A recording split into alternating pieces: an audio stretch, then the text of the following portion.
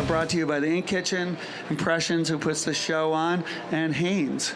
And so we have a great lineup of speakers the next 3 days. It's all free. You can come hear what they have to say. They are all experts in their field, and they're around to ask questions. And I highly recommend just about anybody up there, actually. So I'm very lucky to have my friend Rachel Newman here, who's from Hanes. And we're going to talk a little about trends in the garment industry. Good. So I'll talk through a few things, and then I think what worked really nice last time we did this is listening to kind of what you're interested in, and we can kind of go down that path too. So one of the biggest macro trends out there, and I would guess you could all guess this, is eco-citizenship. So it leans right in. Once you start talking about that, it leans right into what's happening in apparel trends with sustainability and all of that. So eco continues to be a very, very strong story, whether that is recycled content, and that could be recycled plastic bottles. You see a lot about that happening right now. Recycled yarns, and we know there's a huge problem with apparel today. You talk about fast fashion and people being able to chase into all of this really, really fast, and the amount of apparel that's out there. So there's a lot of conversation right now about taking that apparel and what do we do with it, especially once you recycle it, because we know that the Goodwills and all those places are overloaded with it. So taking all that apparel and figuring out, what its new life is a huge trend in the marketplace, and something that we're all interested in figuring out in how we manage that. And then when you get into the to the manufacturing plants, another big piece is what do you do with kind of all the scraps? It's kind of a similar conversation. What do you do with all those scraps or the off-quality goods that you can't get to, and how do you recycle those back into apparel that you can use again? So all of that is a huge trend in how we think about what do we do next? What's the next evolution of recycled content in apparel? You won't say anything about it, but I will. But okay. I mean, one thing is to also make quality stuff that lasts. Yes. Yes. So yes. Apropos of Rachel being here, because they own Champion as well, right. is a guy that works for me. His father was in the military academy, and he had a sweatshirt from then. Oh yeah. And then so he wore it. My friend Casey wore it, and his son wore it. Like a sweatshirt that lasted 3 generations. Like, that's probably different than, what is that? Was it H&M? Was burning like 10 million pounds of clothing a year and incinerating? So it's a problem. It's a big So you might want to buy something that lasts. Maybe that's one of the solutions, actually. Right. I mean, part of it is not buying into fast fashion. That helps kind of some of that evolution, because that's what this is all about. Is even if you go buy something that you want just for a one-time wear, is not, as a society, what we should be thinking about doing, right? Right. So I always do think those stories are great when you can take something like a fleece hoodie. Our Champion reverse weave is something that probably everybody has back multi-generation. It's a big deal to hang on to those and keep them, because you're not chasing into that fast fashion and then trying to figure out what do you do with all this recycled product. You could sell the sweatshirt to Japan when you're done, actually. That's right, for like $120 probably, yes. Maybe more. So that's a big piece of something that we continue to look into and talk about just as an apparel industry. What do we do with all of that? And then getting into performance and getting away from the concept of chemically traded performance. Am I not loud enough? Sorry. Getting away from now I'm going to be too loud. Chemically treated performance into inherent performance of different things. So like bamboo is inherently an antimicrobial. There's a lot of different things that you can talk about where you gain inherent performance without having to go down a path of chemical usage. And that's a big topic of conversation. And even in the design of the shirt, how do you design apparel with mesh in a certain place or a mesh cut out in a certain way so that it creates more breathable fabrics.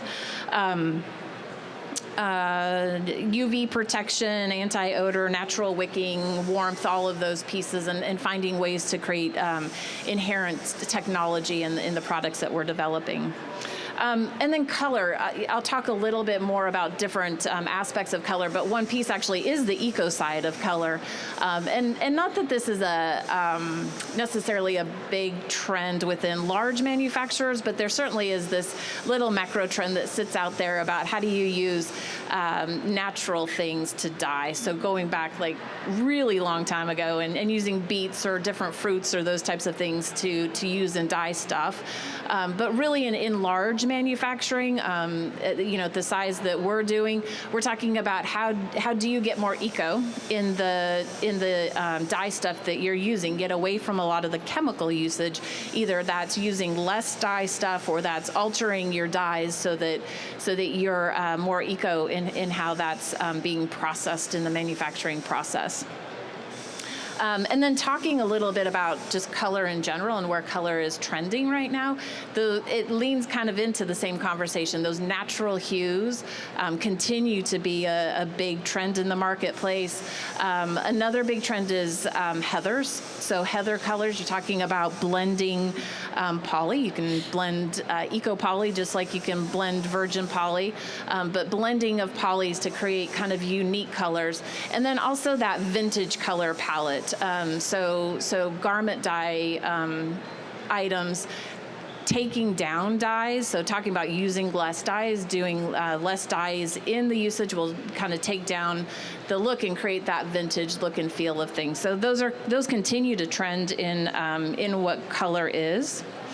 And then as far as silhouettes go, one of the big things that we're seeing right now is mock turtlenecks. So if you look around, you'll start to see mocks really, really trending in the marketplace right now.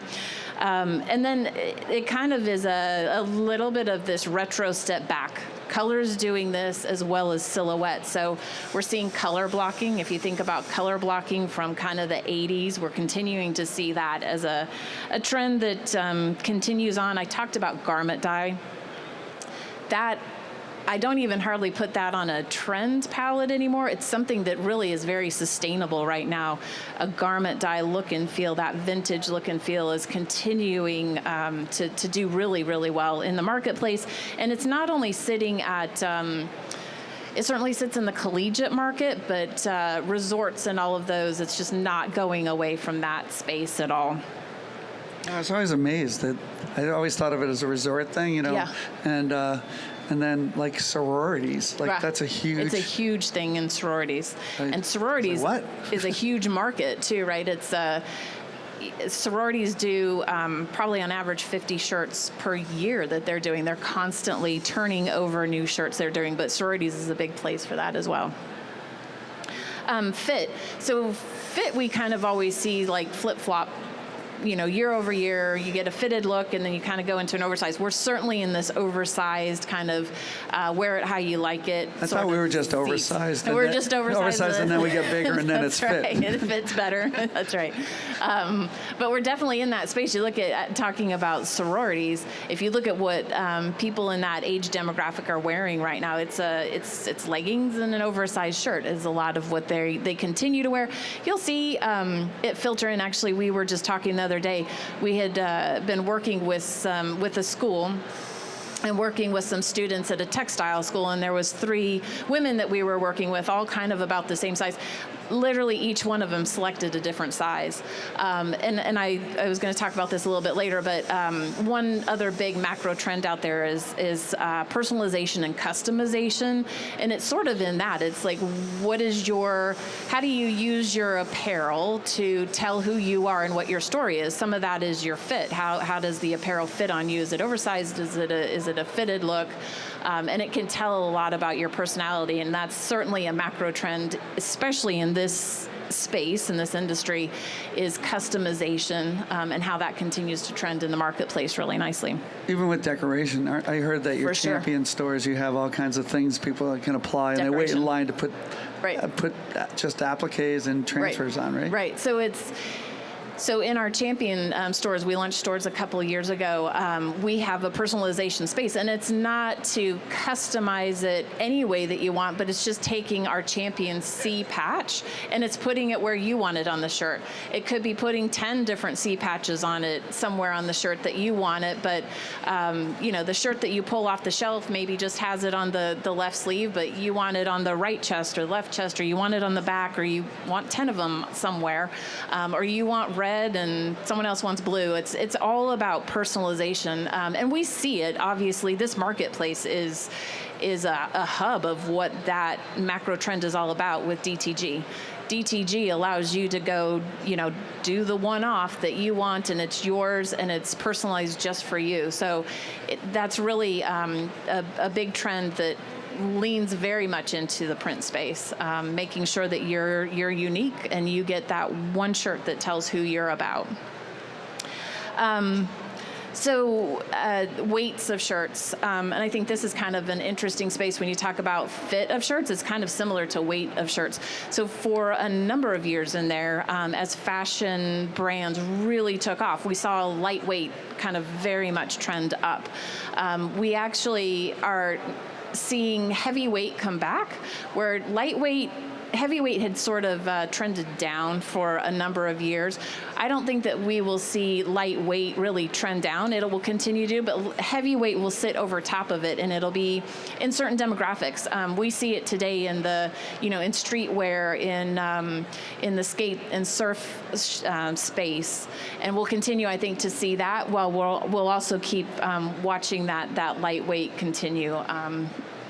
Although you can't really trend more lightweight or it would disappear. No, it would disappear. Yes, you're right. You're right. Yes, you are absolutely right. We can't get too much lighter in what we're trying to do and still print on it. And then kind of staying in that sort of vein of 80s trends, 70s trends, tanks and ringers, we're seeing kind of that trend back in as well. From a print and pattern perspective, camo, and I'm sure you all see this, camo continues to do really, really well. I think the interesting thing in the space of camo is just the variation in what you see in camo. So you think about camo being, dark greens and greens, and you see significantly more than that right now. You see pinks, you see a lot of different types of camo. Doesn't mean that it just has to be the dark green. I always wonder where exactly you disappear when you're pink. That's right. Even the I dark want to go green, there, I'm I think. Sure. I don't know. That's right. I want to go there. Strawberry fields. That's right. Where all the unicorns sit. Yes, absolutely. Patches. So we've seen this trend, and it leans in actually to a trend that's helping our brand champion. Patches continue to trend, but then outside ID. So this notion of wanting everybody to know what you're wearing. So if you're wearing a shirt and nobody can tell what brand it is, that might not be something you want. You might want to tell people like what the brand is. That's right. I have a feeling I know what he's wearing. Our BPT. You want to let people know what brand it is. So that external ID of branding, so that you can let people know, this is the brand that you connect with, is really, really important. And that kind of leans into the patches, the patches trend that's out there.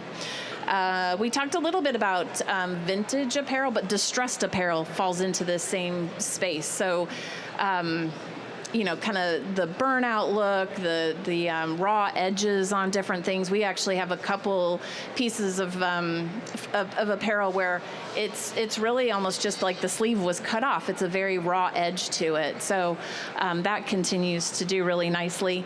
One of the other big things that we see out in the marketplace is tie-dye, and I'm sure that you all are seeing it. You see it everywhere. You don't see it just in apparel. You see it even in pillows and things that you're decorating your home with, or blankets, or those things. I've seen it in shoes recently. So you see a lot of different things in the marketplace. Tie-dyed shoes. Tie-dyed shoes. I saw tie-dyed shoes recently. And then another thing, and this is kind of an interesting space, is gaming, and the influence of gaming on apparel is really fascinating. So if you have kind of kept up with esports, it's a really fascinating space, and I'm fascinated by it. So we can fill an entire stadium at Staples Arena full of people watching, I don't know how many, 6 guys sit up on a stage playing a game, video games. And there's actually a lot of different needs when you're playing video games with apparel. So your hands are out, your hands get cold, and you need really warm, wide pockets to be able to get your hands kind of in and out and do different things. You obviously need your apparel to be able to kind of move with you as you're doing things. Hoods. So a lot of those guys and gals like to wear hoods kind of down over themselves. So kind of a bigger hood. Plus they're a lot of times wearing large headphones. So you need a hoodie that is much larger than what we would maybe normally do a hoodie in. So thinking about those types of things is really fascinating in the apparel space as well. So That's crazy. yes, that last crazy. one. It is crazy space. So anyway. So those where are do things. you think like that will it affect mainstream fashion eventually? Yeah, I think it always Like does. hoods I will mean, it get bigger? leans in. So you take what ends up, I think, happening. You get the whatever you want to call it, kind of high fashion stuff happen out there. And there's parts and pieces of that always come into mainstream. So it could be that not like- all of it does, but the oversized hoodie stays in place or something. Like things for surfing or, So, yeah, right, or right. skateboarding that Right. then affect millions of people that That's never right. even touched a Touch it. skateboard or a Right. surfboard. Yes. Absolutely. All right. So gaming's the next thing like that, you think? I mean, we were just at PPAI, and I think Luxor, I can't remember the hotel, the whole side of the building said esports, and they've got a big stadium in there that houses esports right now. Wow. It's an interesting space if you don't know enough about it. That's a lot of trends. One trend Yes. seems also that just anything goes. You know what I Yes, mean? Like yes, it seems like yes. it used to be, all right, everybody wears ash colored shirts Yeah. and nobody wears ash colored Right. shirts. It's like everything's big, oversized, then Yeah. then it's not. It seems like sort of you can Anything goes for sure. In Yeah. some ways, more It's- than before. I think it's that personalization trend. You want to be seen, not like the person next to you. You want to be different. You want to be showing your own unique style, and you'll pick parts and pieces of what's going on, but you're showing your own unique style out there. All right. So- How about some questions? Yeah. Who has a question about where fashion is headed? You don't have a question? We have None? some planted people here that could ask questions. So the question is, there's increasing numbers of sort of women-specific fashion, and then I couldn't hear the rest of it.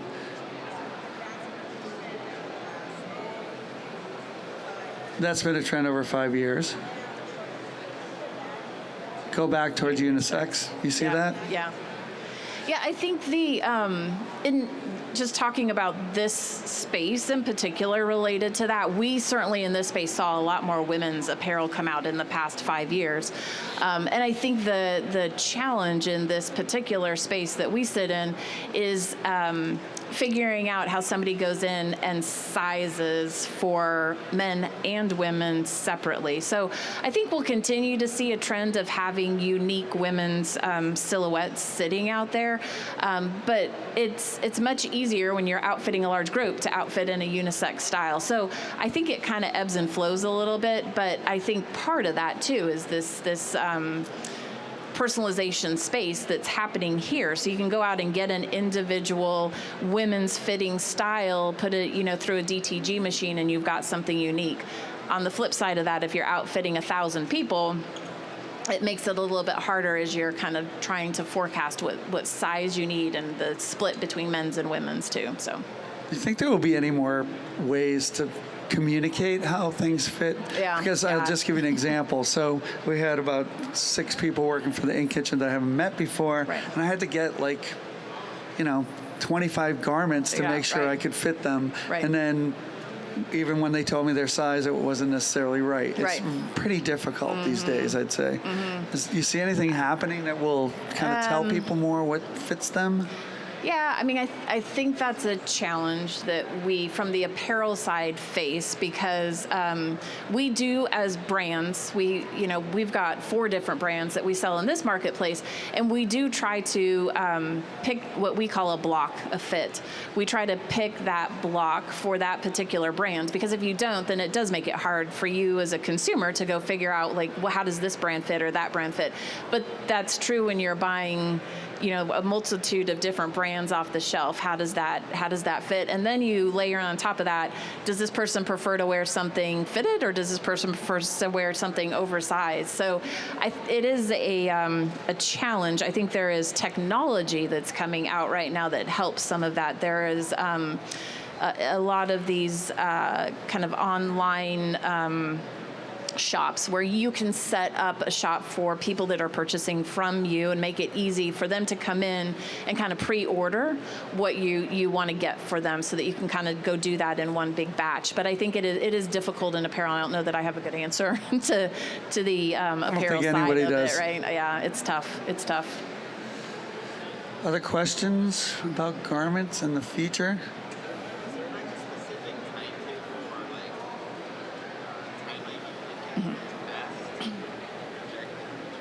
So the question is, do you look at a certain past experience for how far back to forecast the future? Mm-hmm. So when we are, we're usually working about a year out. So there's a lot of things that are happening, and it may be even slightly more than that, like a year and 3 months almost. So there's like 3 to 6 months in there that we are working with our design and trends team, and they're going out in the field and they're doing market shopping on what they're seeing in the market in Europe. That's a starting point for us.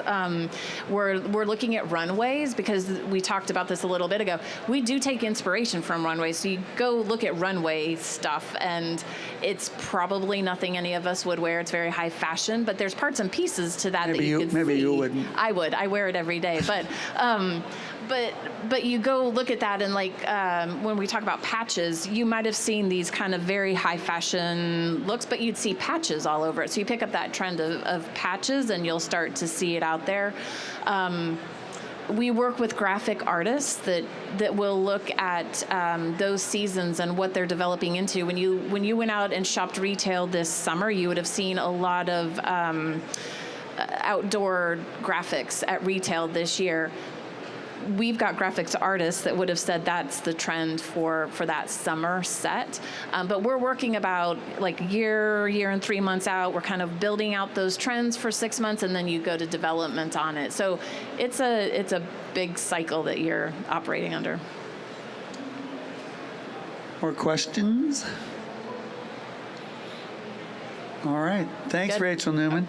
Oh, wait, One more. question? Here we go. All right. Does Hanes ever mentor startups? Mentor. Yes, we do. We work with startups. We work with in a lot of different ways because we can collaborate on things. I always like to say that Hanes and organizations of that size, we're like the Titanic. So it's hard to kind of steer us and turn us, whereas small companies actually are very nimble and can steer and turn quicker. How about the Queen Mary? Yeah, that's probably better. You're right. Yeah, we're a large ship. But it's hard to steer and turn sometimes. But smaller organizations, we can actually learn from a lot of times too. So there's a lot of give and take when we work with smaller companies to understand kind of some things that you're doing, things that we're doing, and we can oftentimes actually learn from each other sometimes too in that sense. So we do. You also have kind of something for everybody because they're, if you don't know, it's Hanes, Champion, right. Alternative, and Comfort Wash. Right. So they kind of cover a lot of ground just by themselves. That's right. Yeah, I'm happy. I'll be over here if anybody has any questions. Actually. Yeah. Did you see the Champion explosion coming, or did that take you? I mean, you can't walk through an airport without seeing 100 people wearing Champion things. Yeah. Where do you know where that came from, and did you expect it? Yeah, Did Hanes I would say It's a little bit of both. There's certainly strategy that was to that, but then there was also kind of tidal waves that helped move it along as fast as it did. So in that particular space, especially in that streetwear space, there's a lot to be said for influencers and how you use influencers and the length of time, though, that it takes to continuously use those influencers to get to, you know, kind of stair step yourself into to different even levels of influencers. So there was certainly strategy in how we came back to market. We were at Target for a long time with our Champion brand to re-solidify where that brand was. It was very athletic inspired in that space. And then we used influencers to really help us kind of get into more of the streetwear space that we are kind of playing in that lifestyle space right now. But then right in behind that, there certainly is a huge wave right now of retro trending back into the, you know, 80s and 70s. 80s was, you know, when Champion was on a mass explosion from collegiate markets and those things. So you have the two things coinciding, because I certainly wouldn't want to suggest that it just happened and we didn't have kind of any way to steer that. We certainly had some paths and ways that we were steering it, but there's always some good force behind it that helps take it to where it is today. And you can't go anywhere right now without seeing the brand out there, and it's really an exciting space. The other thing that we did as an organization, we didn't own the brand internationally for many years, and we joke and we say we brought the band back together. So we went back and reacquired Champion in Europe and Champion in Japan. And we talked a little bit about influence on trends coming from Europe. There's a lot of influence and inspiration that comes from Japan as well. So having all of that collectively around the globe is pretty powerful as you bring brands together. Oh, yeah, that whole Supreme connection too, right? Yeah. So I said influencers, kind of meaning people, but collaborations right now are a really, really hot thing. So collaborations with brands like Supreme, and we had a higher end designer, Todd Snyder, who designed some products for us. So kind of all of that together really helped the surge of the brand in the marketplace. Any other questions? Hearing none. All right, Rachel will be around for a few minutes if you're shy and want to talk to her in person. And thanks for Rachel Newman. Yeah, thanks. thank you.